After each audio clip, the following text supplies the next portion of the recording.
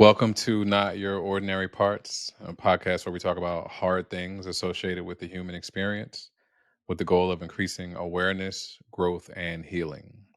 You may hear information from professionally licensed therapists, life coaches, healers, doctors, etc. This information is not medical advice or therapy and is not meant to replace actual therapy or instructions given by a doctor or personal therapist. I'm your host, Jalon Johnson. My guest today is Dr. Nancy Morgan. Dr. Morgan is a licensed psychologist, a level 3 trained IFS therapist, and a dedicated and experienced psychedelic medicine professional who brings a wealth of knowledge and deep passion to her work. Dr. Morgan is also a licensed certified facilitator in various psychedelic therapies and offers psilocybin assisted facilitation for individuals seeking to gain deeper insight into their lives, relationships, heal incurred or inherited wounds, access an expanded awareness, and reconnect with parts of themselves exiled since childhood. With a background rooted in both traditional wisdom and modern research, Dr. Morgan offers a holistic approach to healing and self discovery, and she believes each of us, no matter our history, has an internal self essence that can never be damaged, a guide inside. So, Dr. Morgan, welcome to the show. Thank you so much for being my guest. Thank you, Jalon. Thank you for having me. I gave a brief introduction, but so that the audience can get to know you a little bit better, would you mind giving us a little bit of background about yourself and how you got to who and where you are today? Sure, I'm happy to. I'll also add that I am a state licensed, Oregon state licensed psilocybin assistive facilitator who gets to work through Omnia Group Ashland here in Ashland, Oregon. That's southernmost Oregon. And they are one of the state's licensed service centers. Okay, great. Thank you for adding that. Yeah. My journey really began in a little town called Green Mountain Falls, Colorado. That's where I grew up, high up in the mountains, about 7,800 feet. And I came from a background where, unfortunately, due to my mom's second marriage to a pretty and violent and also at the same time very charming man. He was the mayor of our town. He became a sheriff. But I don't know that people knew just how much violence was happening in our household. So my goal was to figure out how to stay safe and how to get out. And for me, that was going to college, just finding some way to go to college. And in college, I took psychology as a major. And I think underneath, all of my aspirations to go to college was also the desire to try to understand how people can treat each other certain ways, and psychology seemed to offer me that opportunity. While in Colorado, though, when I was 17, I did psilocybin for the first time, and I went and saw a concert at beautiful Red Rocks Amphitheater in Mm. Golden, Colorado. And it left such an impression on me because coming from a background where there's a lot of violence, there's usually an inherent tendency to scan your surroundings, just figure out if you're going to be safe in the company of people, and generally never being sure if you can fully trust people. And so here I've taken my psilocybin with friends. And I remember we took a short break before we got to Red Rocks. And I was out in the woods and I was squatting down looking at these ants that were working so diligently. And I felt the breeze in the trees and looked at the leaves and I thought, oh, I think I'm feeling something. This is amazing. I felt connected to everything and I felt completely safe, Mm. completely safe. And we did end up going to the concert at Red Rocks, but I didn't really want to anymore. I thought, this feels so good. I want to be in this space, whatever this is. I don't necessarily want to go be with a bunch of people. But it turned out, even though I was with a bunch of people, I felt different with them and I felt happy and safe and good. And so that was a fortunate recreational experience. Um, so then you fast forward because my goal being college, took me to a junior college, to another junior college, to a 4-year college that then I was able to transfer from and come to UC Santa Cruz in California, and then go to graduate school in psychology. And I pretty much became just a serious student, and I left psilocybin behind and psychedelics behind. And so when I completed all my graduate work, and then in January 2016, stumbled into Dick Schwartz and a workshop at a beautiful place in Big Sur called Esalen. There was literally my life before that workshop and my life since, because as a therapist, I'd run into a lot of challenges with clients that every modality I had been trained in couldn't get me beyond. And suddenly I have found something that has turned my world upside down, and I couldn't get enough of it.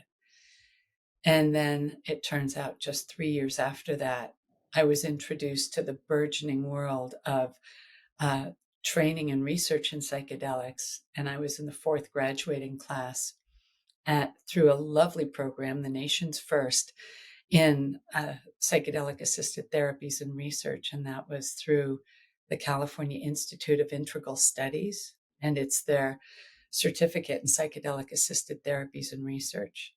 So I'm bringing IFS to my clients. Then I'm learning this amazing modality from all of these amazing researchers and longtime psychedelic guides who are taking people to Peru, Brazil, Mexico, the Netherlands, places where they could do work with people. And so I loved that both of them were happening.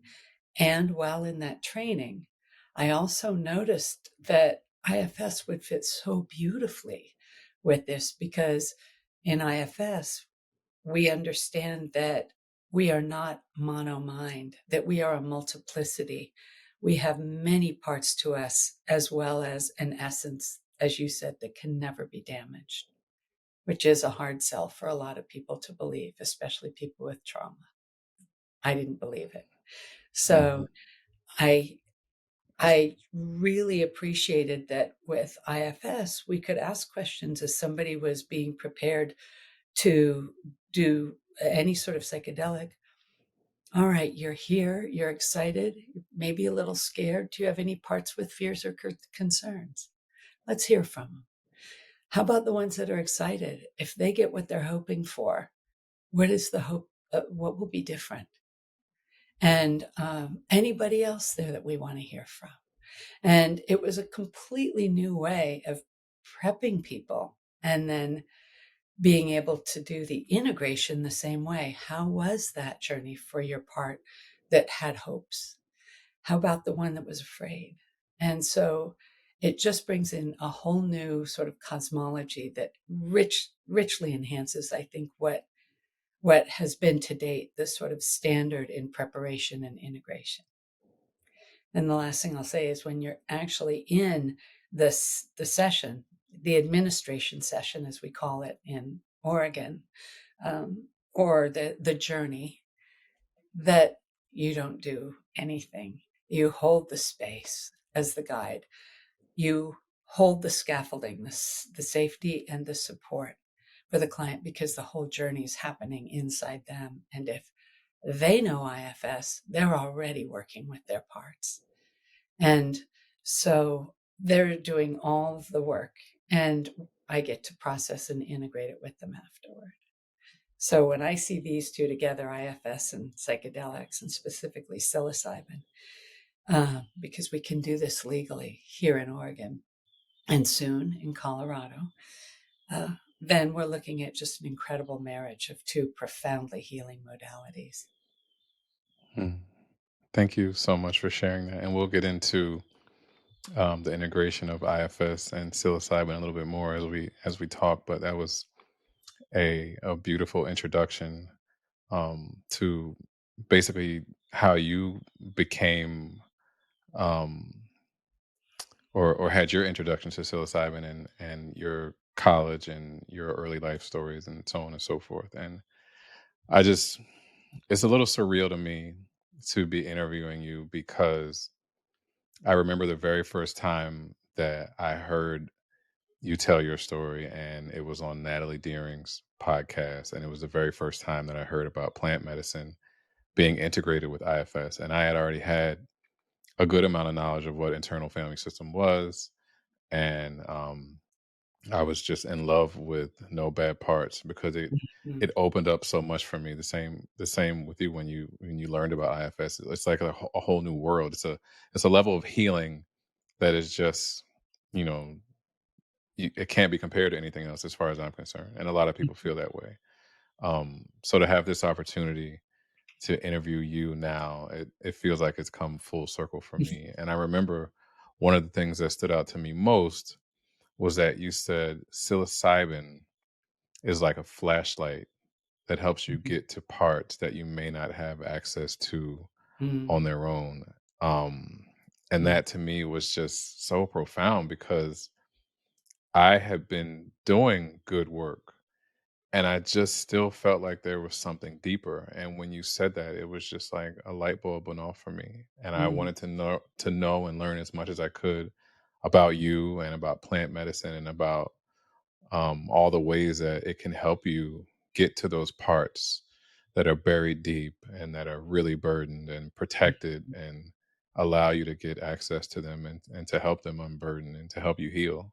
Mhm. Um, and there was something else in that episode that was really touching, and it was you shared your very personal story navigating the pain and grief of losing loved ones to cancer, and then soon thereafter your own personal cancer journey. Mhm. And when I thought about all this, I anticipated this conversation being very rich and vulnerable and therapeutic. So what I would like to do to begin the conversation is I'd love to allow for you to allow the audience to have an opportunity to hear your story, as far as cancer and how it was in your family. If you would share, Mhm. please. Yeah, I'm happy to because it's becoming a part of everyone's family in a way Mm. that it just wasn't when I was a little girl. It was rare. Every now and then I'd hear about somebody whose family member had cancer, but right now it's how many members of the family do. Yeah, it's So true. my experience was in April of 2019. My mom called me and she was crying and she said that she had been having trouble sleeping because she thought something was wrong with her heart. It was beating irregularly. So she went to her doctor, and her doctor, doing some scans, came back to her and he said, "Well, Judy, you don't have any problems with your heart, but you've got stage 4 breast cancer, and there's a mass that's been putting pressure on your heart, which is what's been happening. And with your cancer, what I can offer you is my suggestion that you use the time that you have, which we're estimating to be 5 or 6 months, to uh, be with the people you want to be with, eat what you want to eat, drink what you want to drink, do what you want to do, and really enjoy this time." And so she was sharing that with me, crying. And then my mom had an incredible sense of humor. And then she paused and she said, "But you know, Nan, I've always followed doctor's orders. So I'm going to do exactly what he said." And thank goodness this was just before COVID because we got 5 amazing months with her. She died just before she would have turned 82. And I watched her during those months clearly decline. She lost weight. She stopped with her daily activities, but brought hospice on board, and she got all this care and attention. And several of the hospice staff would say, "Judy's our favorite." We all kind of want to get her. And and so my mom got to live out her life and die in her bed, in her home, with her two big dogs and all her plants around her and people who loved her in and out of the house all the time. And though hospice was amazing and they gave us morphine and some medications in case she had pain, stage 4 cancer that was literally metastasizing on her body each day. Like I'd wash her hair and I'd see, oh, there's a new lump coming out of her back. There, she never ever once had a day of pain, not once. And she died so peacefully. The last picture she that was taken of her, my sister took, and she's like this in her hospital bed that was wheeled into her living room. And Oh. so I got to see her walk with cancer to her death. And she didn't, I don't even know if I can say she died of cancer, because I've seen many people waste away. And it almost felt like my mom was still, she could have lived for more months. Her organs weren't failing, but she started to hear voices. And that's atypical of my mom. But when I was with her in her last 24 hours, she said, you know, Nan, I hear voices. People are talking. It was just the two of us there. And I said, well, who do you hear, Mom? And she said, well, one of them is you. And I was like, got it. But then she went back to listening again, and it was very peaceful, and she was intrigued. And I thought, she's transitioning, she's getting ready to go. And it was like she was being welcomed into some other space. So that it was amazing to be with her. And then in October, on Halloween, October of 2022, my brother, who was 2 years younger than me and lived 2 hours south of me in Redding, California, sent me a picture of a hospital band on his wrist. And he said, hey, Nan, in the hospital, I think I have kidney stones. And I just texted, please let me know when you get home, you know, what's happening. And he wrote, he said, they sent me home with a catheter. But then he was in and out and in and out of the ER and with increasing pain. And it was the exact opposite scenario for my brother. He was in so much pain and agony. And most of the agony was associated with the procedures that he was having to go through, the wait times in the ER, and then getting something and being sent home that he had to then go back to the ER for because it wasn't working. It wasn't the right size. The catheter was clogging. And at one point he went in and they raced him through to, one nurse said, she said, I've never seen anybody's bladder on the verge of bursting the way I have in your brother's in all my Wow. years as a nurse. So this was distressing his whole system. And what I think was really unfortunate is as he was, I ended up moving down there and living in hotels, still seeing clients when I could, and then getting him in and out of appointments along with two of his dear friends who were really there for him. And I said, what is his diagnosis? What's happening? Well, we're doing another test. Well, we're doing a scan. And he was in for just repeated nights. And he was dying in front of me. I could see that with these beepers going off and nobody coming into the room and the care seeming over. Just people were stressed out, and it was stressing John out. And I thought, I can't help him. And it was very hard for me. And I'm so grateful to IFS because it awakened parts that I thought I had worked with that were the big sister who couldn't protect her little brother from our Mhm. stepdad. So I was having my own experience of sort of being re-traumatized. And at about that time, I'd noticed a lump in my neck growing, which I attributed to a swollen gland. And of course, I'm exhausted and I'm stressed out and I'm worried.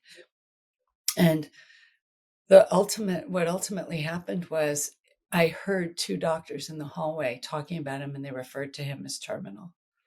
And so I said, why don't you tell him, well, we've got a couple more tests. And I said, you've already done a test that shows it's in his lungs, it's in his bladder, it's in his lymph nodes. He's stage 4 cancer. Well, we want to know what type it is. And I said, why would it matter? And they said, Mhm. well, then we can decide how we want to proceed. And I said, what would you do? Well, we could try to do an emergency bladder removal down at, UC Davis. What will that do? Well, it's one thing we can do. And so I became his I became his durable power of attorney. I had him sign the documents, and he was lucid and able to do it. And then I went to them with them and I said, you tell me what we're doing here. We can't keep dancing around. And sadly, one of the last things they said was, we want to do a biopsy of the lump in his bladder. They did surgery and took a chunk and identified squamous cell carcinoma, and had that report now, but it made no difference because right after that surgery, John declined. He plummeted. And all of a sudden, he was not functioning well at all. And then they sent him home, and we said, the two friends got him out of that hospital and got him into another. And the beautiful nurse came up to me, who was there the first day after I got in, and said, does your brother know he's dying? And I said, no, nobody has told him. And he said, would you like me to get a doctor to tell him? And that doctor came and was so compassionate. And he just leaned into John's bed and said, John, you're not going to make it through this, and you don't have that much time. So it's probably a good time to get home and get out of the hospital. And John just sort of wailed, put his hand on his head, and he said, what about removing my bladder? And the doctor said, that's not going to make a difference, John. And so John, next thing he did, he sat up. Now that he had that information, he sat up and he texted my little brother and sister and said, life's too short to listen to crappy music. Time to put on some Tom Petty and Pearl Jam. And then sent that off to them. And so we were with John. My sister flew out, and we were with John as he took his last breath just days after we got him home. And his two sons came up from LA to be with him. But that was profoundly painful because he wasn't at peace until he was in about the last 8 hours of his life. He was in just complete agony. And it was more to do with the care he was or wasn't getting than with what seemed to be advancing with the cancer. I can't say because it was all merged together. So we went through that process of attending to his things and having him be cremated and, just doing the things that my sister and I and my little brother, who lives in Seattle, my sister's in Colorado, that we could do to say goodbye to John, and so did his friends. And then I returned back to Ashland, and I went into my family nurse practitioner on the 4th of January, 2023. And I said, I have a lump. Could we look at this? And she just took one look at me and she said, we are treating this stat, and immediately had me biopsied. And January 18th, I had stage 3 squamous cell carcinoma. And I just thought, how is this possible? So I watched my mom walk intact to the end of her life with a certain measure of peace and grace and happiness. And I watched John with repeated interventions, though he didn't have chemo or radiation. He was stage 4 already. But I kind of got a sense of how I was going to go if this was going to be, a life sentence for me. So like a lot of people who have cancer diagnoses, the first thing that happens is you just get put into all of these different scans and have all these different appointments with all these the team of doctors. And I was terrified, Jalon, because I couldn't sleep. My world was turned upside down. I was grieving the loss of my brother. And I didn't know what to do. And no matter what, though I love IFS, and though I had a beautiful, beautiful session with Dick Schwartz, who developed IFS, he offered to work with me online, and he freed up a lot of space by helping me unburden that girl who couldn't protect her little brother. And that was hugely helpful for me. But there was just so much trauma. Plus, I'm moving my therapy clients out of appointments where my other appointments were, and it was just chaotic. And finally, I just couldn't access myself. I was just terrified parts of me. And finally, I thought, I'm going to access psilocybin. That's what I'm going to do. And so on March 4th of 2023, I had some dear friends let me set up in their house where I brought psilocybin. Our licensed service center wasn't open yet. So I brought some psilocybin, and I sat down with my journal and my music and my eye shades, and they just stayed in the house as sober sitters if I needed anything. And dog sat my little dog. And I thought, I don't know what to do. I need help. And I went in to the space of feeling the psilocybin going into my system about 45 minutes after I took it. And I was leaning back, thinking I would just sort of lie passively and wait and see what was going to happen. Was I going to get some insights? And all of a sudden, I felt myself lean forward. And I just heard this voice start talking, and I grabbed my journal and I just started writing, which is not common when you're in a psychedelic space, that you can have that level of lucidity, because this is conceptual space we're talking about here, being distilled from non-conceptual space, the space of awe and wonder and receptivity. And so I ended up scribing 21 pages of instruction, guidance, and just clarity. And I was accessing my direct self energy again. And I don't know if I would be here today talking with you. I don't know if I'd be alive.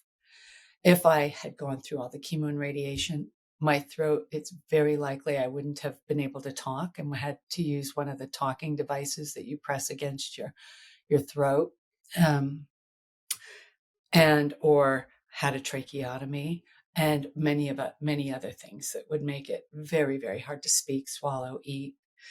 And here I am with no evidence of cancer in my body after I listened to that and followed all of the instructions and didn't do chemo and didn't do radiation. And I paused and I started finding pathways that were taking me to detoxifying my body, nourishing my immune system, and then ultimately having surgery August 11th of last year to remove that lymph node. It wasn't where the cancer started, it's where the lymph node had captured it that brought it to my attention. The cancer had been in my esophagus, the back of my tongue, and back of my throat. But after my treatments, including at Hope for Cancer down in Mexico, which was all detoxifying and nourishing, and the ways I was educating myself, and again, built on the day that I took the psilocybin, I had one CT scan before my surgery, and the surgeon said, "It appears your immune system has cleared your body of cancer. And now the only place it's left is your lymph node, and I can remove that rather than have your immune system have to keep circling it to make sure it didn't escape. And you can live out your life expectancy." And I said, okay. So we scheduled surgery. After I took time, I've learned, this is what I learned from that medicine session: pause, go slowly, listen. And that's what I've been doing ever since. And I feel like that's how I've been able to continue accessing my self energy and my health. And I have a new relationship with myself and my life that has been profoundly beneficial and transformative. Thank you so much for sharing that. It was a very moving story, and I've heard it so many times before, but I don't necessarily know that I felt it the same way that I did this time, because I saw your brother in the hospital. I saw you advocating for him. I saw your mom with her thumbs up, and I'm very sorry for your losses, and I'm sure that had to be excruciating.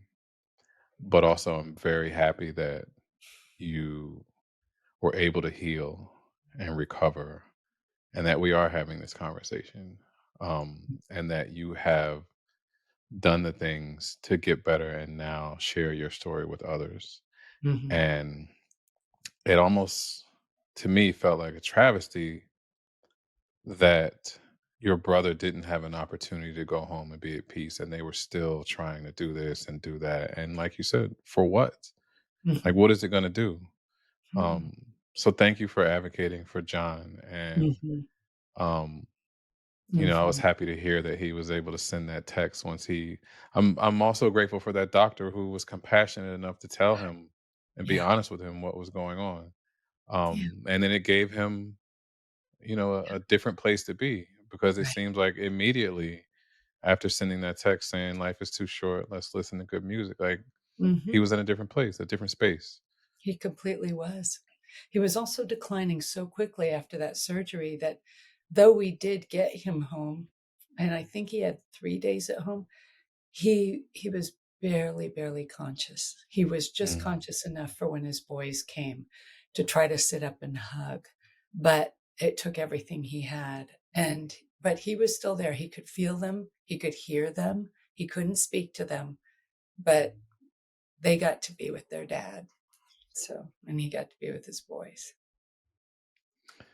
It seems like your mom and your brother had an opportunity to, at the very last moments, to have some sort of peace, even though their journeys were different and that your mom was Mhm. not in pain and that John did have, a painful experience with cancer. They did have those moments at Mm, home where they could share and be, at peace with their family. So I'm grateful for that. And mhm. then another thing is because of your early life and dealing with your stepfather and the trauma that you experienced, Yeah. what we now know about trauma and what it can do to the body and the nervous system, it seems like there should be a trauma screening just anytime you go to the doctor to find out if there is some sort of childhood trauma or trauma history that could be affecting your body, your nervous system, because your nervous system plays a huge part in how your immune system functions. And Yeah. I think that there's a disservice being done that there isn't that trauma screening happening. I agree completely. And the this is really in recognition of Vincent Felitti, who used to be with Kaiser San Diego, I believe, and Bob Anda, who is with the CDC, and people like Dick Schwartz, Gabor Mate, his book, When the Body Says No, so important.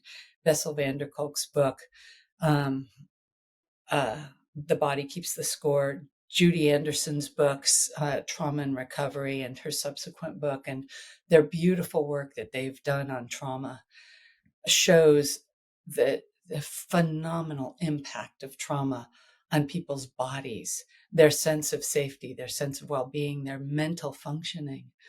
And the diagnostic and statistical manual used in psychiatry and psychology and referenced by a lot of other disciplines, they it's so it's so out of date now, in my Mm, estimation, because it doesn't at all factor in that these diagnoses are actually naming the ways a person had to adapt in order to survive wherever they were.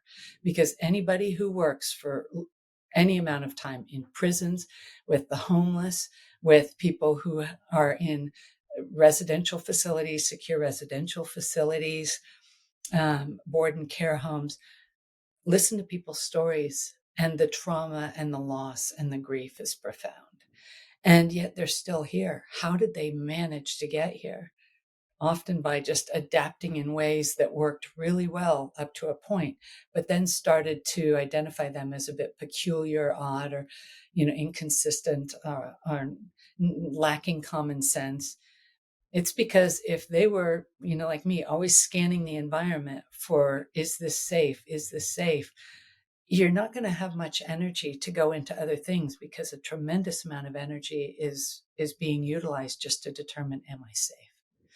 mm. So the work with the adverse childhood experiences study, the beautiful 10 questions about have these things happened to you before age 18, identifies the impact of early childhood trauma. And that's the work that was done, that Kaiser did in San Diego, that recognized the more trauma, the more physical disabilities, the more likelihood people will be homeless, the more likelihood people will be utilizing alcohol and drugs and tobacco as ways to mollify their pain.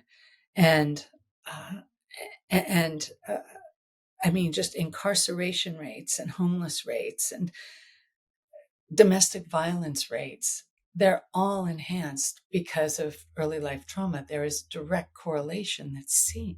It's evident now. So the more we can get ACEs into any kind of screening, the better. Mm, I agree.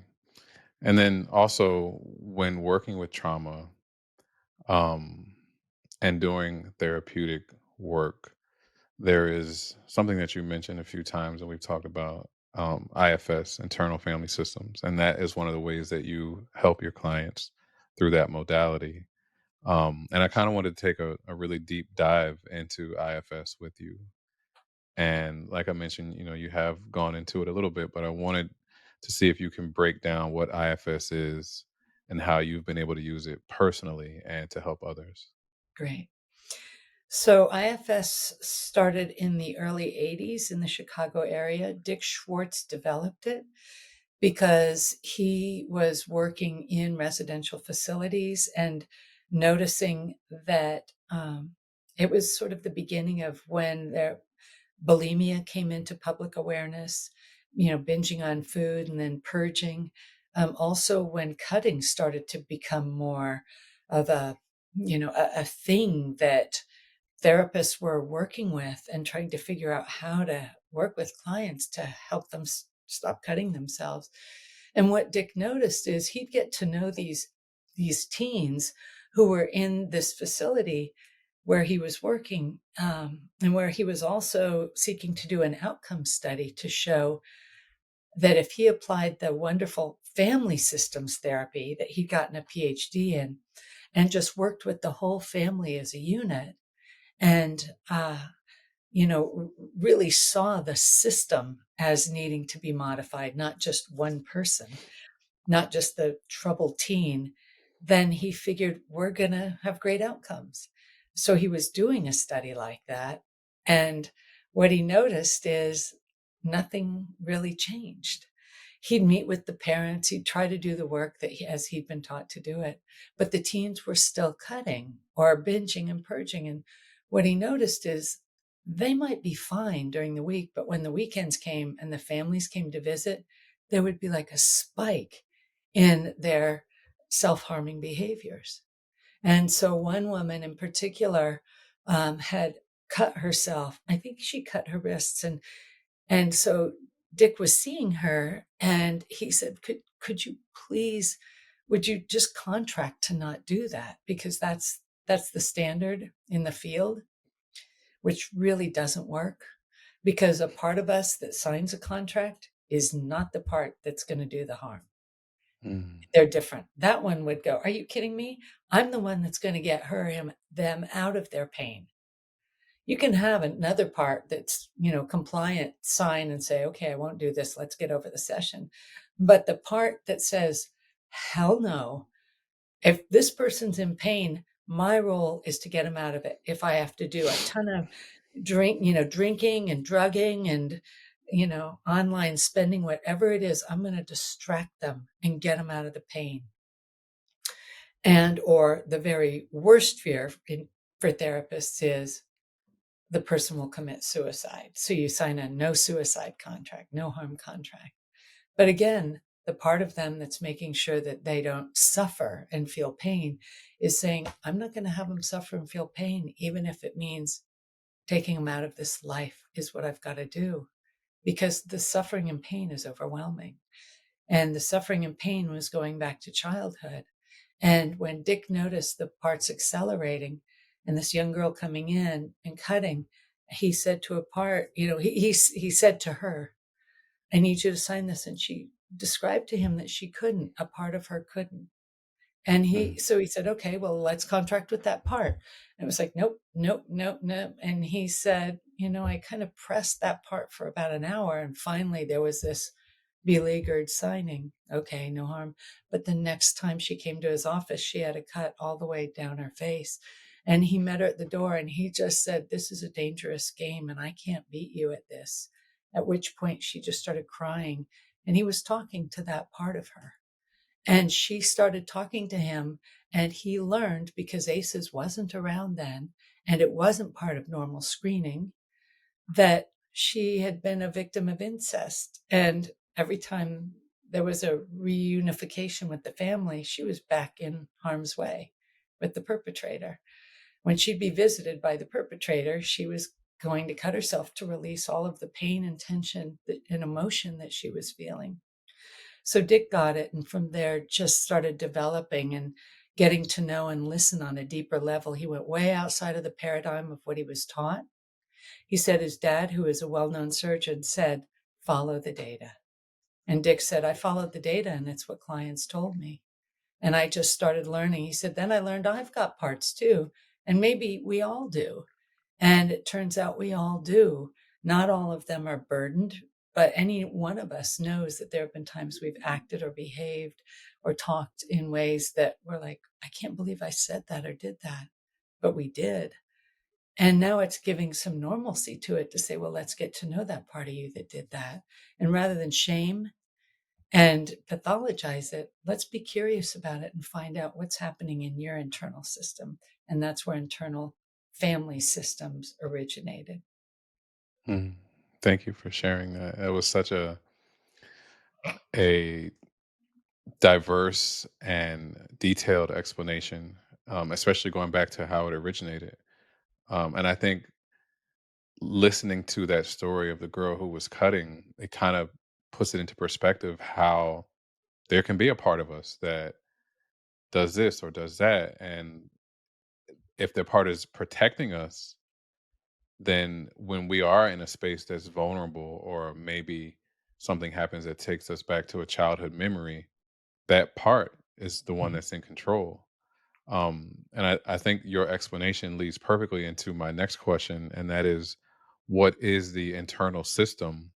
How Mhm. does it get burdened? And what type of Mhm. parts have been able to be identified in IFS? Great. All right. So it comes down to this. And this is, again, Dick got this from the clients. He started noticing after about 7 clients, when haven't we said, part of me wants to go, but another Mm, part doesn't? of course. So this has been much more common than, he was really aware of, and he started to become more attuned to it. And when he was working with one particular man and getting to know the part and asking the man how he felt toward that part of himself and getting space, because once you get to understand a part, you're like, oh, well, no wonder you did that. I get it now, and it makes so much sense. Would you step back so we can keep going and seeing who else is here? And let's maybe even get to the place of getting to know the part you protect.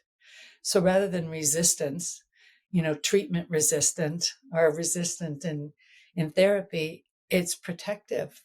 It's get to know the protective part of you and then find out who it's protecting in there. And through the IFS process, there's a process of actually healing that part and restoring these parts to what would have been their naturally valuable states had they not been burdened. So Dick is talking to this man, and this man, okay, all right, that part just stepped back. And then Dick said, okay, now what part's there? The man said, well, there aren't anymore. It's just me. It's myself. And Dick noticed he was calm. He had a presence that he didn't have when he would be engaged talking, from his parts about why he had to do what he did and what was happening to him, the turmoil inside. Here he was in a place of much more presence, and he was able to speak for these parts. I understand that part of me now. I can see it. I'm glad to get to know it.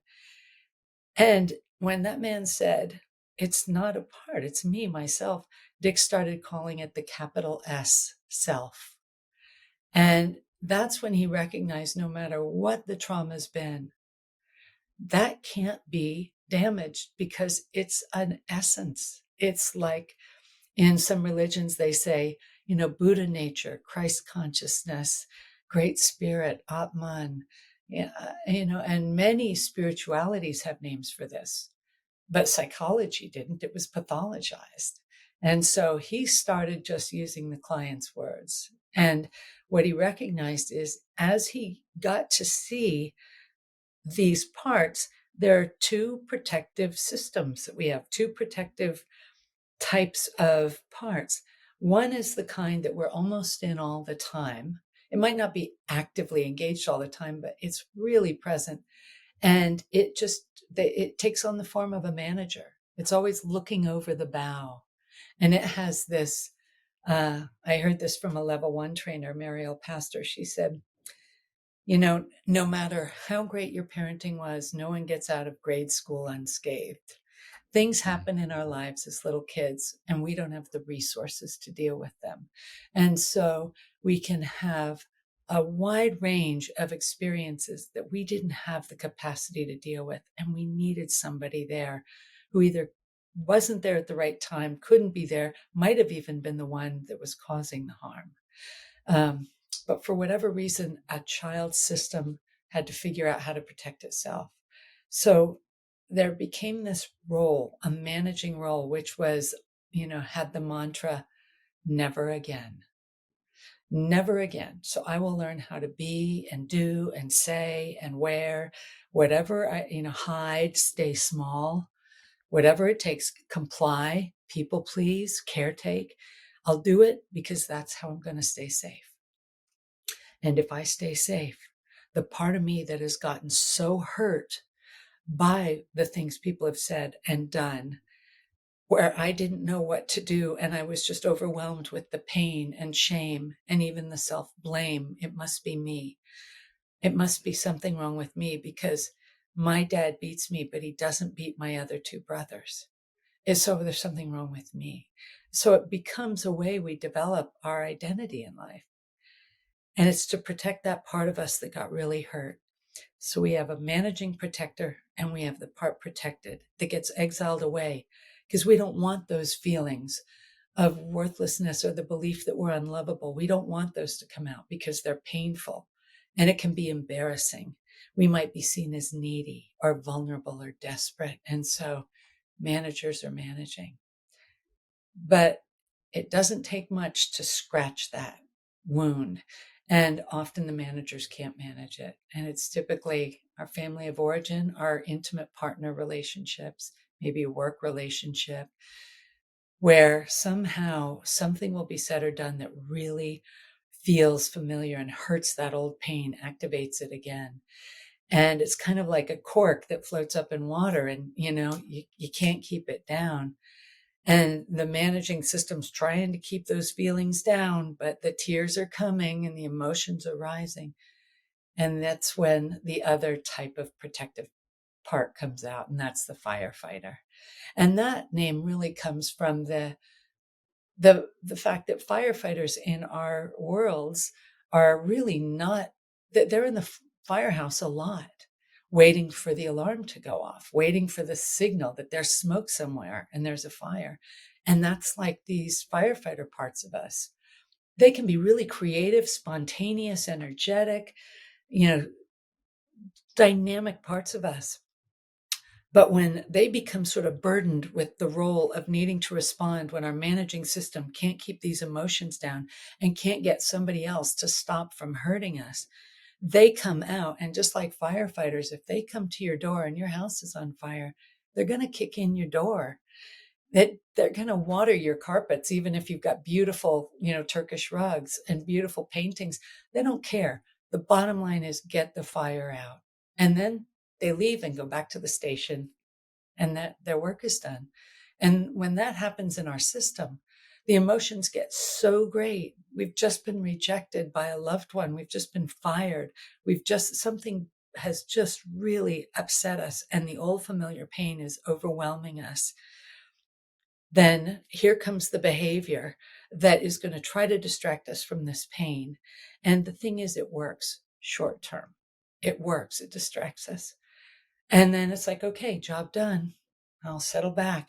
And then the managing part comes out and says, great, now I get to clean it up. I got to go apologize for everything that just happened. I'm trying to deal with this, trying to keep the system in balance. But that's what the firefighter's doing too. When you look at it, it's homeostasis. And the more severe the trauma, the more severe the protectors will be. You get a manager that's dealt with severe trauma, you're going to find things manifest, what would be called obsessive compulsive disorder in the Diagnostic and Statistical Manual.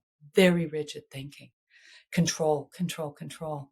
Or you're going to find some of the really reactive, identification with firefighters as personality disorders in the Diagnostic and Statistical Manual. But the whole goal is let's find balance wherever we can.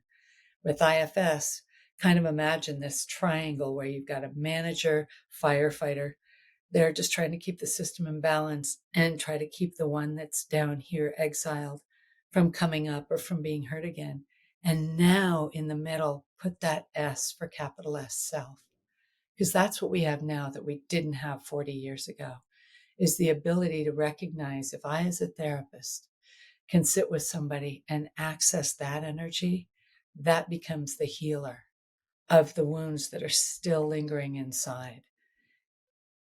And as you had mentioned earlier, shining a flashlight, when we do good preparation and we can support a client going in a psychedelic space, and again, let's use psilocybin as we're doing here in Oregon, then often their protectors already know they can soften back. This space is going to be safe. Trust has been developed in the preparation stages. And now the person has access to see the little child they were and the things that happened and be present in a way that's not re-traumatizing, but is insightful and can become a building of a relationship with your system that then you're able to bring into your integration. And then maybe if you have an IFS therapist, you can continue doing this and integrate for the rest of your time in therapy and just continue the healing process. Wow. Um, that was an amazing explanation. And I just thought about the example that you gave of the firefighters. Like, if there's a fire, it doesn't matter how expensive anything is inside your house. They're putting the fire out and they're leaving. And whatever damage was That's it. done, it's just collateral Yep. Yeah. because the only important thing was putting the fire out. That's it. And if we have parts that respond to pain in that way, Yep. our behavior is going to be, it's going to reflect that the fire just needed to be put out and nothing else mattered. Yep. Wow. And these Wow. parts turns out they're stuck in the past. They're stuck when they were hurt. So Yeah. they all are young. When I work with people and we get to know the protective system, and then the person, the protectors say, okay, I'm going to step back, go be with that exiled part in the way it needed someone back then and didn't get. How old are you? Let's get to know how old that part is. I can't believe how often the age 7 comes up. But Mm. sometimes it's an infant, sometimes it's 3, but 7 comes up more than any other number. And I think what it is it's a developmental milestone where we have some more capacity to kind of see and sense our world. But it's also first grade for most kids. The first real Mm. big separation from their home, their parents, the safety of what they've known that was familiar, and exposure to being hurt. And that's where some of the wounds come. And then if it's exacerbated by a home life that wounds, then it's that much more painful. So, Wow. That is pretty profound because there is that separation anxiety. There's being with a bunch of kids that you don't know. You're being thrown into a space that is not safe. yeah, it's And not. then, let's say you have red hair or you're a little bit chunky and now you get Oh, yeah. picked on. It Yeah. wow. Wow. Yeah. And that is when that exile is developed and probably the other parts as well because the That's it. protectors have to come in and make sure, those Yeah. fires get put out.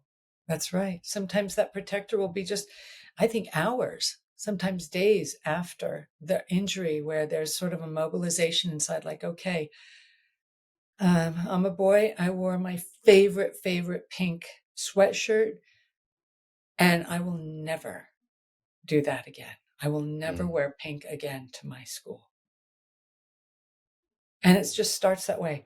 Or if I look at my nails, it's not going to be this way, it'll be this way. Or I cross my legs this way, not this way. All of these cues start to develop at that point based on what is safe or not. It's Wow. brilliant when you think about it, but it's also really sad. Yeah, very true. Now that we've identified um, what parts are and how they respond and what type of parts there can be in the system, how do you find a part? And like, is there a way to identify it in the body and Mm. identify what the part's fears and concerns are? Yeah. I appreciate that question because I'm not a somatic therapist. I pretty much spent my time and clients' time up here. And mostly it's because it's not safe down here. This is where a lot of the injuries happened in our bodies. And so I didn't really work with the body much, but learning from Dick and other IFS, trainers as I went through my training, the first place you begin is to kind of maybe say, okay, so was there something you wanted to work on today? Yeah, I just really blew up at my child and I feel terrible about it and guilty, and he hasn't talked to me in a couple days. All right, so let's begin there. So go ahead and just turn a soft focus inside and maybe just notice where in or around your body you might be detecting some sort of sensation. Be aware of something happening in your system. And And people invariably do. Well, I feel a tightness in my shoulders and some constriction in my chest and my neck. Okay, where do you want to go first? There's no leading people, it's curiosity. Mm. All right, well, I'm curious about this part in my throat. I feel like I can't talk. All right, so let's go there. And you begin the questions. And there are, when you go through IFS training, you start learning the questions, find where it is in the body. How is it experienced by the person? I like to ask, is there an emotion you're sensing from it? Are there any words you're hearing? Yeah, I'm hearing not again. I'm a terrible parent. Okay. Mm. And let's just check and see if you can notice, how do you feel toward that part of you that just said, I'm a terrible parent? And oftentimes it'll be, well, I don't like that part. I'm ashamed of it. And now you're working with another part. All right, with the one that's ashamed, step back, give us some space.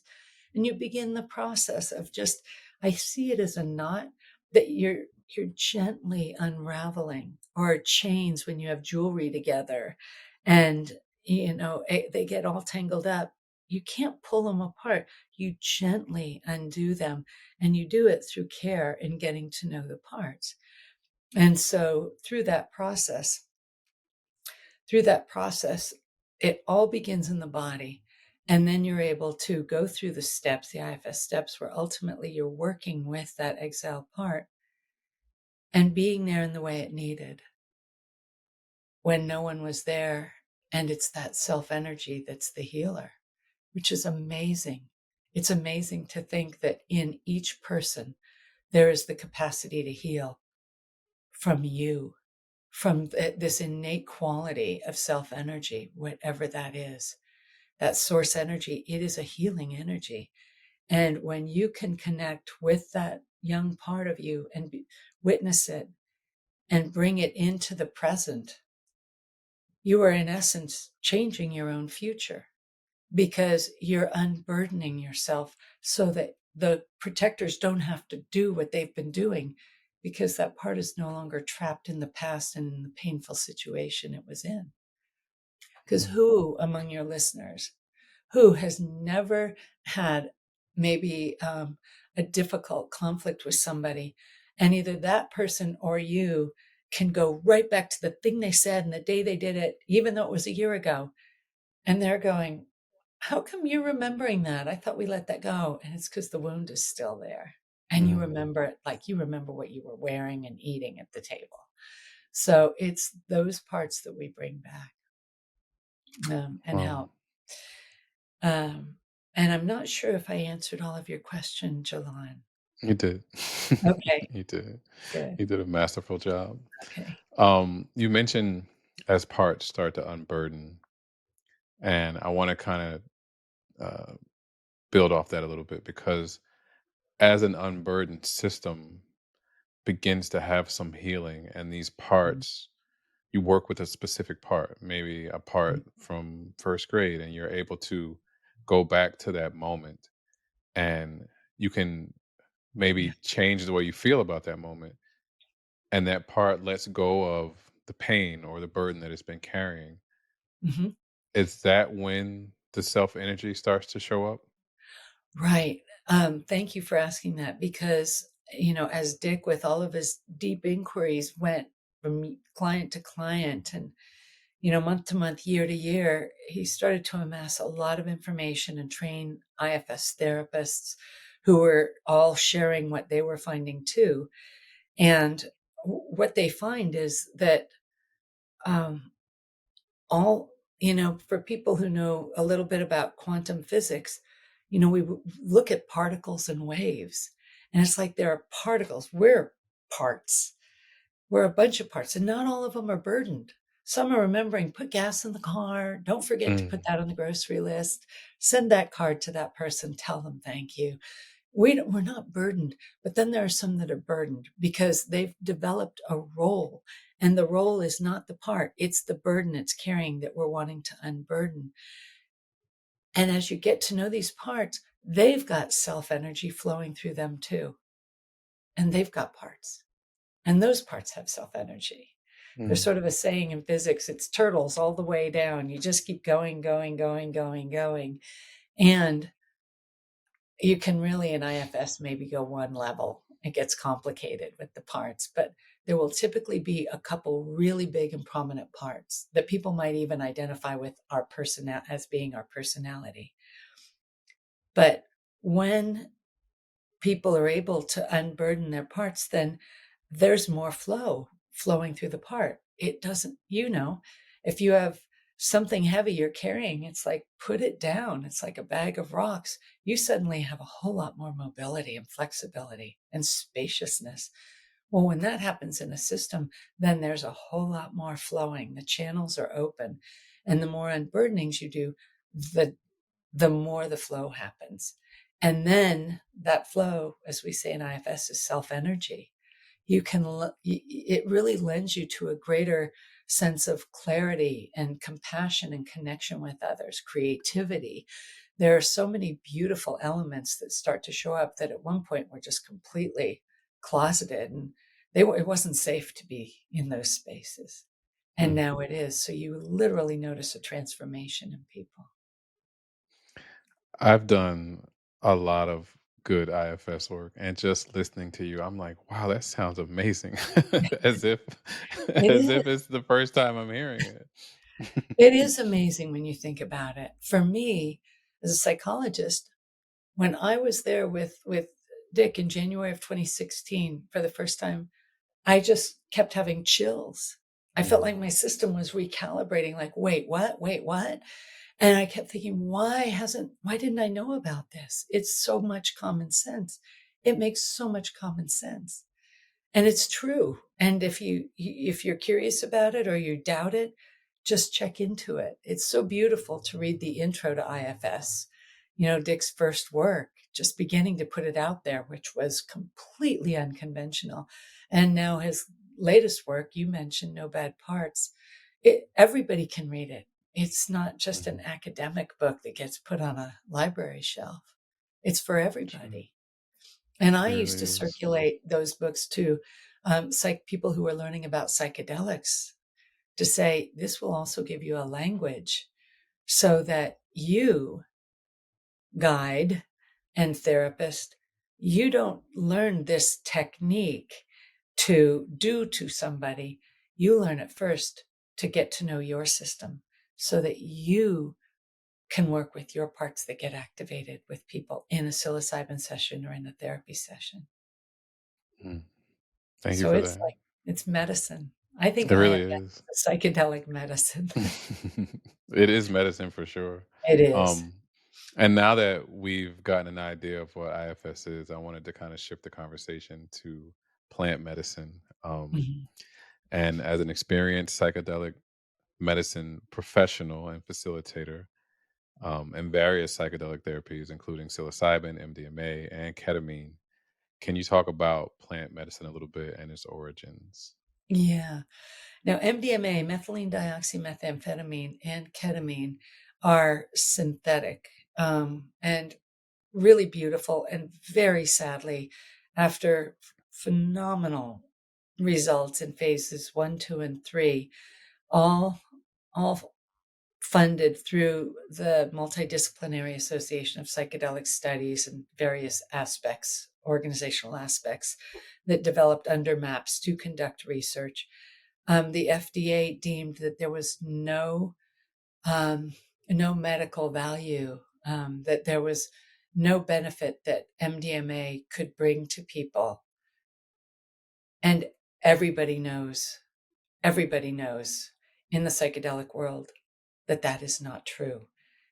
And it was one of the things that was just so disheartening for us to see the FDA say, well, we want more phase 3 studies, because already it took less than a week for now somebody from big pharmaceutical agency come in to say, hey, we want to be part of these trials too, because of course now there's a money motive. And Mm, everybody who's been tracking this knows that there is inherent value in MDMA because it releases serotonin, dopamine, and oxytocin, among three very important chemicals that connect to bonding with other people and feeling good about ourselves, general wherewithal, general wellness and betterment and connectivity in our systems and with each other. So those are synthetic.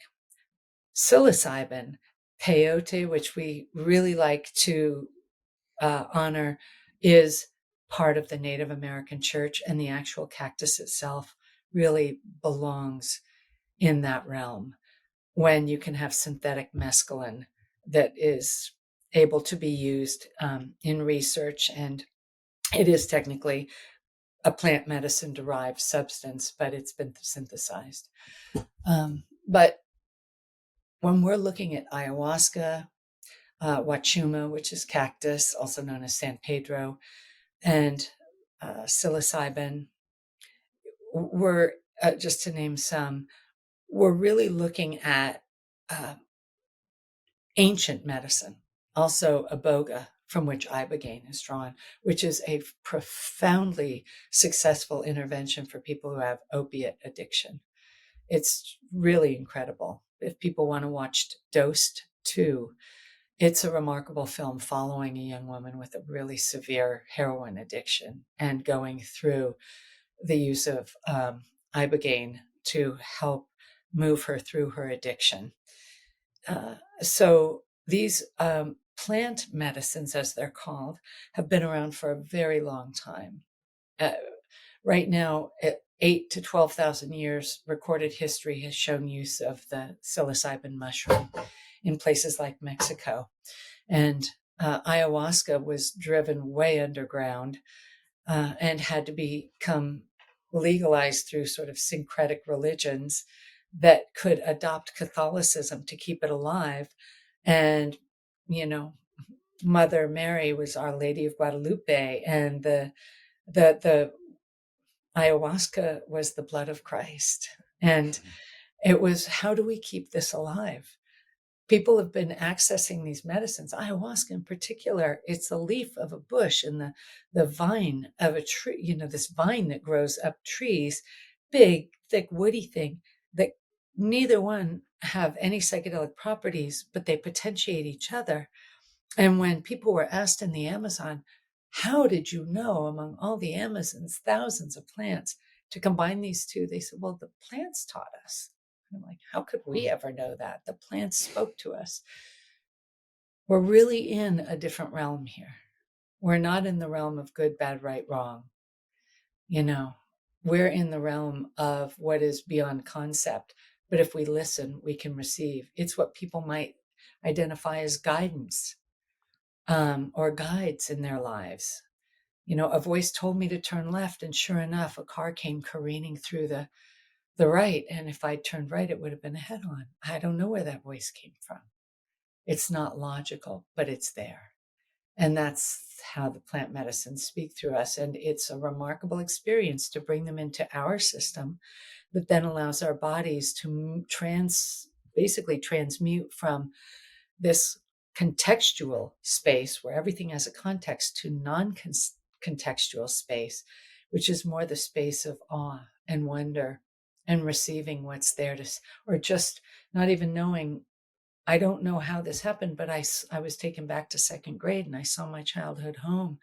And suddenly I could understand that I'd been holding both of my parents' sadness because they were both so sad that I felt like I, as a child, needed to hold them too. And I needed to be sad because if I was okay, I felt like I was betraying my parents. This was an epiphany somebody just had who I sat for. And she said, I never got that. And I get it so completely right now. And I can feel that and I understand. And she said, I don't want to have to be sad anymore. Wow, Yeah. that's So, incredible. And to think that the wisdom is in the plants, like that's it's a hard concept to grasp, but when you think about how old these plants are, and just I saw a documentary about how there's like this interweb of connectivity between the trees and how they speak to each other, and how one tree in a different region can learn about a disease that this tree had. So it's, I mean, when you really, really think about it, it's not too hard to understand. it's not too hard to understand, but we just never thought of it that way. Right. Trees here in the Pacific Northwest, in particular, they're marketable timber. They're Mm, often, that's why so many people want to preserve the old growth because they know there's so much history here. And the largest community in the world is a mycelium community. The, mhm, the connection underground in Oregon of this huge spread of mycelium that's been tracked. It was previously thought that the largest living community, contiguous community of a life form was an extensive aspen grove in Colorado until this mycelium community was found. And people like Sheldrake in his book Entangled Life talks about the wood wide web and how mhm. trees communicate. And you can see that in the wonderful documentary Fantastic Fungi and Suzanne Simard's beautiful work on looking at the connections between trees and Wow, everything else that's underground. that's So, incredible.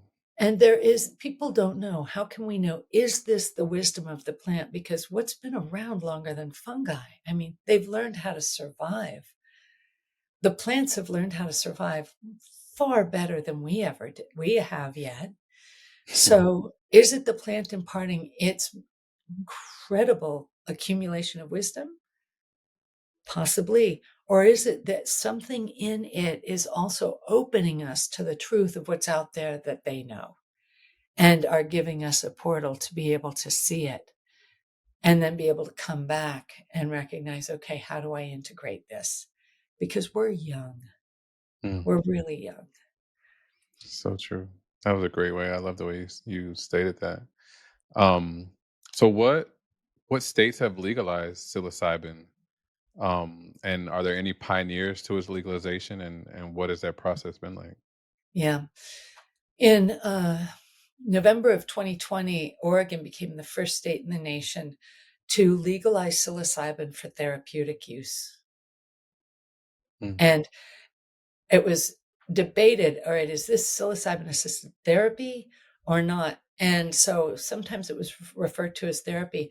The state said, wait a minute, not everybody can afford to go to college and get a graduate degree and become a therapist or in some way be qualified to sit. We're going to have this be psilocybin assisted facilitation. we want this open to everybody, Mm. especially not just people who could afford to go to college. And so we have a base criteria that we're going to establish. And the state, there was no tax money in the coffers dedicated to this. This was all new. And I want to shout out to just the remarkable people like Angie Albee and others who are in the state of Oregon who are guiding this process at the state level to bring licensed service centers throughout Oregon with licensed growers, licensed distributors, licensed facilitators. These licensed service centers are so important, but overall, the emphasis of Oregon is to make sure everybody has access to this. So then they've even included a social equity requirement because they have recognized that people are um, disproportionately burdened in our society due to racism, materialism, patriarchy. There are so many things that Mm. are negatively impacting people. So Oregon, I believe, has really created a template, and we're all deeply dedicated to having it be a model that other states can follow. So we are now the state that's been operating. We've seen almost 500 people at Omnia Group Ashland since they opened last year, which is remarkable, with not one single adverse incident. Because sometimes things happen. People will not have an experience. And for whatever reason, they've reached the maximum dosage they can have. And so there can be that level of saying, well, this didn't work. I tend to think, do some more preparation. There might be a part at the gate going, we're not going into those places. When Mm. we work with it, those parts are much more likely to let the medicine come in. Mm. That said, Colorado brilliantly. I mean, I see what Colorado did. They saw what Oregon did and they said, okay, and we already know how we're going to enhance it. We're going to even do these things differently, including Ibogaine. We're going to create healing centers. And and then they also brought into the Colorado plan, and we're going to decriminalize all these. Oregon had it as a separate plan. And that was measure 110, which was decrim.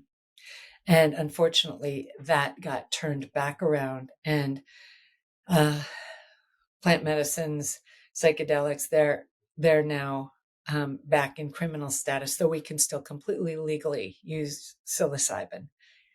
Um, as we all follow the laws there, no problem. But the fentanyl outbreak it's got everybody back on their heels going, I don't know what to do. Criminalization doesn't work. Decrim doesn't work. We don't know what to do. We're going to go back to where we can control it more. We got to figure this out. So we're going Mm. back and forth as a state. Colorado pretty much wound theirs in as I'm understanding it.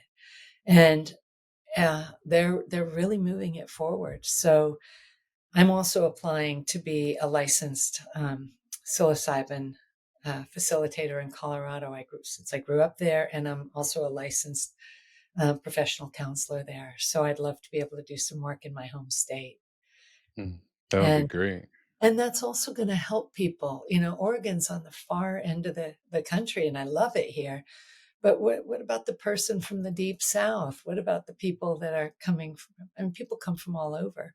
It's a Mm. financial burden, even if the rates are really good to do this work, to just get here and pay for the accommodations. So Well, I love maybe the fact that Oregon is doing what it's doing and that Colorado is following in Oregon's footsteps. And hopefully there'll be hopefully, more states that yeah, continue to see the benefits of it. Um, because it's powerful, it's medicine. And yeah. for it to be seen in a negative light, but Hmm. there's these commercials when you're watching television that all these new medicines, and for the last 5 minutes of the commercial there's all these side effects. It's like, come on, Right, let's be for real. right. Yeah, including death. Exactly, exactly. So, yeah, no, the mushroom's been around a long time. It's a mushroom. It's fungi. Right. If you're allergic to mushrooms, it's not going to be your medicine. But if you're not, then it's a completely organic substance and your body digests it like everything. The other thing, Jalan, is people do come from far away and they've had amazing experiences, but they still are coming from places where it is frowned upon. There's stigma around psychedelics. And so they're reticent to do a testimonial, even though there's a part of them that wants to shout from the rooftops. This helped me. I want people to have this experience. I wish for people to know this. It's not necessarily what they're able to do because they have to be mindful of their existing work, their communities. Maybe they're part of a faith community that would look down on it, or a 12-step community that might look down on it. So a lot of times people are going back to places where they kind of have to go back inside around it. Mm. That's kind of hard. Yeah, indeed. I wanted to ask you, since we talked a little bit about the plant medicine and psilocybin specifically, what is a typical psilocybin journey like? That's so great, because I can answer it this way. There is no typical psilocybin journey. There are a couple things that happen, and that is depending on your mode of delivery, you can do something called lemon teching, which uses lemon juice to extract minced or ground psilocybin. Um, and put it in to lemon juice that extracts, that goes ahead and extracts and sort of starts the psilocin process, the process that happens when psilocybin in our bodies is converted to psilocin, which is the psychoactive substance. And so there's lemon teching, which brings it on sooner. You can do it, chop up mushrooms or grind them up, put them in tea, add a little honey, and mint, or you can just eat that dried mushroom. Drag it through a little bit of honey, like they do in the traditional lineages and in the Oaxaca region of Mexico, for example, have a little bit of cacao or a little bit of a little bit of chocolate. Depends on how you want to do it. But they all will eventually get you to a place where there will be some systemic recognition of just a slight peak in blood pressure, kind of like working on a treadmill. And it's your body just saying, well, we've got a different substance here. It's our protective system going, wait, what? What's happening? Are we losing our ability to do our jobs? That's where good prep comes in. Because it's like, remember, we said this was going to happen in the beginning. But the journey, this is the path to the journey. This is the path to where you're going to be shown things. And so that is predictable, that there's a beginning that is sort of the assimilation of the medicine in your body. Then you could expect 2.5, 3 hours, 4 hours, 5 hours. So much depends on the person and the dosage and how deep they go. And then there's usually, it's often the hallmark is somebody will kind of start to sit up, maybe take their headphones off because they're listening to music or their eye shades, and ask the question, what time is it? And so now we're back into conceptual space, because before there was no time. It was just receiving and being. And so that you can see as sort of the building blocks of the experience. That's pretty consistent. What happens inside, so unique to a person, and to, I think, how prepared they have been to do the work, and how good the guide is at working with their parts so that they can hold a space and not be activated. If the person's getting really emotional, what if they're really crying a lot because they've never cried those tears? They've held them inside all these years. And Oregon has very specific laws, Colorado will too, about touch. In therapy, I don't put hands on clients. Mostly we're all online these days anyway, but there are really clear taboos around maintaining boundaries because so many clients have been unfortunately violated by their therapy provider. And so there are specific ways that you can touch shoulders, hands, feet, and how, if there are hugs, what that is, so, and everybody gets to consent to that or not, any of the above. And that's all done before they're in the medicine journey. So it's a way of being able to just ask somebody, do you need me to hold your hand? Do you need me to, would you like me to hold? Would you like to feel my hand on your shoulder?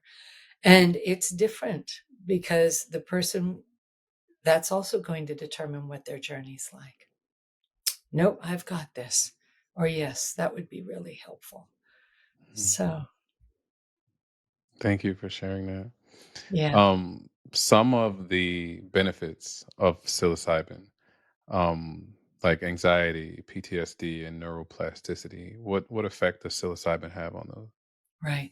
So, neuroplasticity is basically the way that our neural networks, the networks in our brains, are are wiring, and we will develop pathways. And the brain is so brilliant at sort of its economy of energy and calories that it needs, and how it's going to apportion what it does and how it does based on the nourishment it's getting.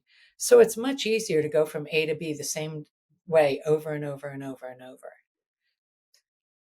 And that's why it's so hard to learn new things when we get older, because these Mhm. pathways are deeply forged like a bike. You pretty much ride the same dirt path. You're creating a rut that becomes hard to get out of. Well, when we move from that, concept space into that non-conceptual space, the brain starts to fire in different ways. Regions of the brain will talk to each other that don't normally connect with each other. There is neural activity happening in all these different directions. And it's just the brain is busy, it's working. And so what happens is that's where we'll get a lot of aha moments and insight. And there's so much that starts happening. And you can just feel these pathways firing. And if you look at a functional MRI, you see these regions lighting up that are talking to each other, communicating with each other, vibrating with each other. And so when a person comes out of their psychedelic experience and they start talking about it, that's what, as a person who sits with them, you start writing those notes down verbatim the best you can, or have a recorder use their words, because that's what we're going to integrate from that point on, is Mm. what it is that showed up in the medicine before it starts being forgotten because of the dailiness of our lives. So that neuroplasticity, you're building it in the integration process. Um, the other thing is people microdose a lot with psilocybin and other substances like LSD. And of course, this is, again, you do it in places where it's illegal. It's illegal. But so many people are reliant on it because they've found the benefit it affords them without all those side effects. So even taking 1/10 of a gram of psilocybin, when you microdose, you are in essence not altered in any way, and yet you're still supporting the neuroplasticity of your brain, forging new ways of seeing. It's subtle, it's not the big experience of a big journey, but there's beautiful research out there on Paul Stamets has done it, and the I think grandfather of microdosing out of Stanford, if I'm remembering his name, Fadiman. These people have protocols for how to microdose and how to support your system developing new neural pathways. Mm. I think there was something else you asked beside neural pathways, though. What were What type of effects has psilocybin had on like anxiety and And PTSD? depression. Yeah, or in Yeah. PTSD. When you open those new neural pathways, a lot of it is the aha experience of, oh, oh, I get that. I get why I get so anxious when that happens. This is because this is my area to work with, because I can see now what I never saw before. Like the client who said, I saw how I held my parents' sadness. It's Mm. like that was my role. And recognizing now what she does with that information is it opens up whole new vistas for her to consider, what do I do with this now? And she's somebody who has the opportunity of working with an IFS therapist who can help her integrate that. Yeah, what are we going to do with that now? And let's look at that part of you. Is it still there? Because sometimes these parts will literally spontaneously unburden in the psychedelic experience. Wow. Like they just don't get activated as much. Mm. Um, you've mentioned integration, Mhm. and I wanted to ask, what exactly is it, and how important is it? Right. Integration is what you do ideally. My ideal is the morning of the day after the journey, Mhm. because a person still has some of the psilocybin in their system, though they might be tired because so much of the emotion is there that a person might say, yeah, I just laid on my day bed all day and you sat with me, but I'm exhausted. It's an emotional exhaustion. You travel a lot of territory inside. And so but you recognize that next morning it's still so fresh. So I like to go back to their journal and say, let's start integrating. You said this, you noticed this. All right, how do you see yourself now bringing that into your life? And if we don't start to actually do some concrete things, it's not likely that that this is going to take. You'll have had the experience. That will be powerful. You'll never not have had that experience. You will have gained insight. But to really start to shift into, and now how am I going to take that insight and build it into my life and how I want to go forward with that insight? That's what happens for the rest of your life. The sooner you do it after a journey. So for me, it's the morning after and then a week after. The morning after, like I said, the person still has some psilocybin in their system. They can function, but I know that there's still the medicine doing its work in back. Mhm.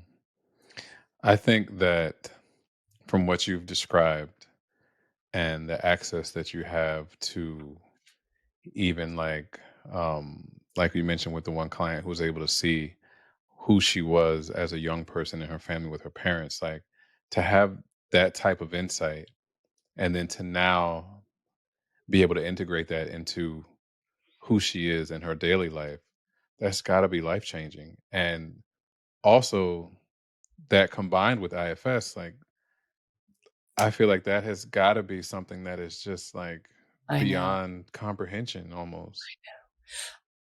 I think it is. I actually think it's Mm, awe-inspiring. Like when you can see this, you can do IFS without psychedelics for sure. right. But what I've seen and experienced is how the healing gets accelerated with psychedelics when you're doing IFS work. So Mm, I'll also mention that there was a wonderful book that came out last year. Jenna Remsmara and a whole host of folks uh, were behind the creation of a book called Altogether Us, which is IFS and all sorts of other different healing modalities. And my chapter I got to write was on integrating psychedelics using IFS. And I create in the appendices, there are sheets of examples for what it looks like to prepare somebody using IFS informed preparation or integrate using IFS informed integration questions. And then mm, when you're with the person, you're just minding your parts and holding a safe container for them. So their inner healing intelligence is doing the work along with whatever other magic is happening out there. for sure. Okay, I want to share a quote with you and get your thoughts on it. The quote reads: out beyond ideas of wrongdoing and right doing, there is a field. I'll meet you there. When the soul lies down in the grass, the world is too full to talk about. You know Hmm. where that's from? Rumi. I love that quote. I love that quote. And, sometimes I think Dick would probably do is chuckle at this, but sometimes I think, Dick reminds me of an emanation of Rumi because he is now bringing this. What he did is he's just really developed and translated something that's magnificent that hadn't existed in psychology before. And he's bringing it forward. And I feel like it's like the Rosetta Stone of how we can heal. And it's, and yet Rumi has numerous, that's why I love that poem, it has numerous poems, including The Guest House, which is read a lot at IFS trainings. Invite them in, those ones at the door that are angry and upset. Those are our parts. Mm. Welcome them. And so out beyond concepts of right doing and wrong doing. For me, that's conceptual space. That's our relative world we live in. Is a field. I will meet you there. And that field is the non-conceptual space. It's the field that's non-conceptual that we go into with psychedelics, that we go into in the IFS process when we're going back and connecting with a part in this way that didn't exist back then when a young part of us needed that level of connection. And yet we're able to do it. We're able to do it, and we're able to have healing happen in that process. To me, that's that non-conceptual space. What I love that Rumi says, and I just got chills, is he writes, I will meet you there. Mm. For me, that's a guide. That's an Yeah. IFS therapist or practitioner, IFS coach. They're now supporting IFS certified coaches. It's like, that's where we're going to meet you. I mean, who wouldn't want to go to that field and be met and seen? Yeah, I agree. We've talked about a lot, and I think you've put your talents and your knowledge on display. And I want to ask you, with all the work that you're doing to help others, what is it that you want people to know most? Uh, well, two things. So one is has taught us, IFS has taught us no matter what has happened to you in your life, there exists an essence of truly who you are that can never be damaged, even if you don't believe it, even if you've got parts that couldn't even begin to imagine that. The truth is, the essence of who you are, your self energy, yourself, can never be damaged. And it is an inner healing intelligence. And we're just beginning to be able to be in those spheres, in those realms, of beginning to get this. And I think it's profound.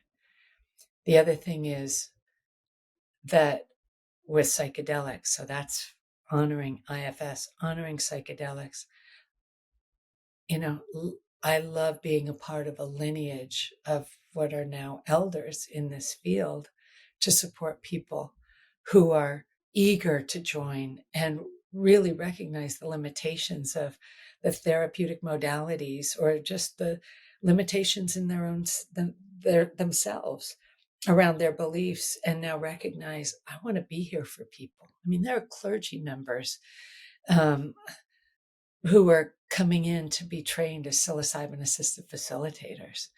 They get the spiritual piece of it. And there are all kinds of people. I met a surgeon who is leaving surgery, well, part-time leaving surgery, nurses who are coming in to be psilocybin assisted facilitators. And or somebody who came as an immigrant to this country but has a lineage of healers behind them in their native land, Africa, Brazil, Mexico, Peru, many other places. And for them to have the honor of being able to continue that lineage, I think is just profound. So anything I can do to support moving the psychedelic use forward and also bringing in what we are learning through IFS, the better. That for me will be a life well lived Mm. if I Thank you can for that. support that. I think you're doing that now. So if that is your goal, I think you've reached it, and I'm sure you're not going to stop anytime soon. So thank you for continuing to support people. Yeah. Yeah. I have no plans of doing that. I have plans of being far more judicious now in my life to things I say yes to. And the great lesson that I learned from cancer as a teacher was to pause and slow down. And I recognize that I ask myself now, How do I feel about this thing I've been asked to do or say? Mm. How do I feel? How does it feel to be on Jalan's podcast? And the answer was yes. But there have been other things I've been asked to do, and the answer was no. And my answer was no. And I Mm. recognize listening to that now has given me sovereignty like I've never had in my life before. Mm. I love that you use sovereignty and that you also refer to cancer as a teacher because it shows that you extracted something from your experience and you're using it in a way that is Mhm. positive and benefits you. Mhm. So thank you for that. All right, Mhm. last question. Thank you. If you could use your platform to educate anyone who might be struggling with their mental or emotional health and might be uncertain on how or where to start, what would you say? Well, the first thing is I would say if you can work with anyone who's been trained in any level of IFS, there are 3 levels, but anyone, you will be working with somebody who is not going to pathologize you or see you as disordered. They will see you as an adaptive person who's developed a system that at one point served them and now respects the integrity of your system and wants to facilitate and help you in a healing process, which is very different than medicating and coping. Mm. And it's not against medication or coping, it's that we can do better. So if there's an opportunity to do that, and if you can't, go buy Introduction to the Internal Family Systems Model. It's a paperback.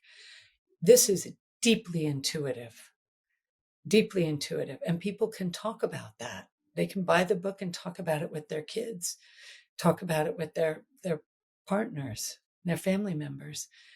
They don't need, I never could have afforded therapy. I grew up incredibly poor. I would have never gone to a therapist either due to the stigma. I would have felt like that would show I was broken and I had too much, the pathology is terrible. Mm. So you can do this.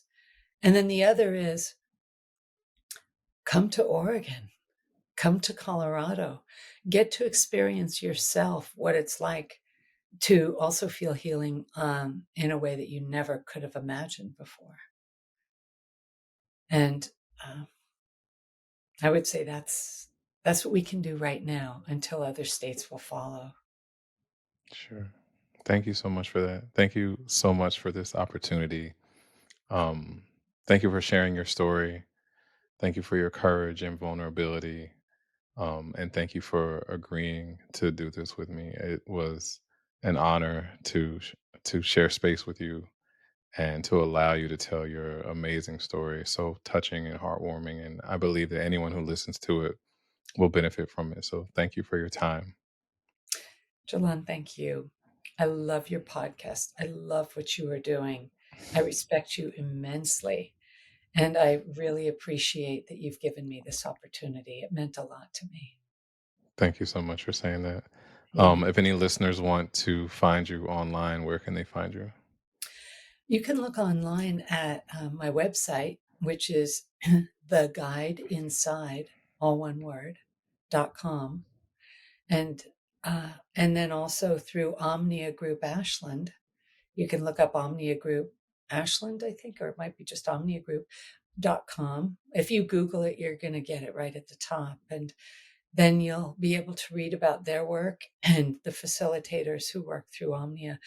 And also, you can go to Oregon Psilocybin, just Google Oregon Psilocybin, and you'll find all kinds of service centers and facilitators throughout the state.